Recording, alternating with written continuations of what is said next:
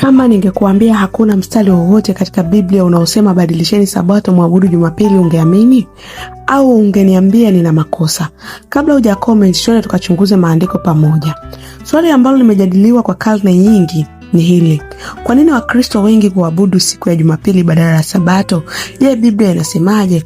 Kwanza, amri ya 4 inasema wazi, ikumbuke siku ya Sabato uitakase. Hiyo ni Kutoka 20 mstari wa 8 mpaka wa 11.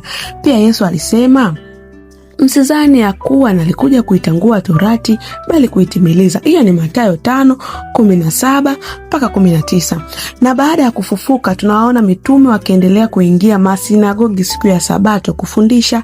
Matendo 13 mstari wa 14 na 42 mpaka 44. Matendo 17 mstari wa 2, Matendo 18 mstari wa 4.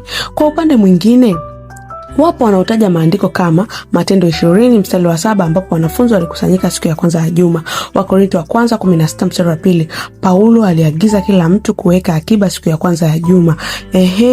Lakini hata hivyo maandiko haya hayasemi wazi kuwa Sabato ilifutwa au kuwa siku takatifu ilibadilishwa kuwa Jumapili.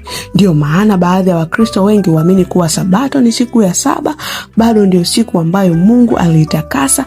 Wakati mwingine huabudu Jumapili wakikumbuka kufufuka kwa Yesu Kristo na kufuata desturi iliyokuja katika historia ya kanisa. Sasa swali ni hili: je, tunapaswa kufuata mila za wanadamu au yale maandiko yanayosema? Chunguza Biblia mwenyewe kisha toa hitimisho lako. Wewe unaabudu siku gani na ni andiko gani la Biblia linatuongoza kufanya hivyo? Andika maoni yako kwa heshima ili tujifunze pamoja.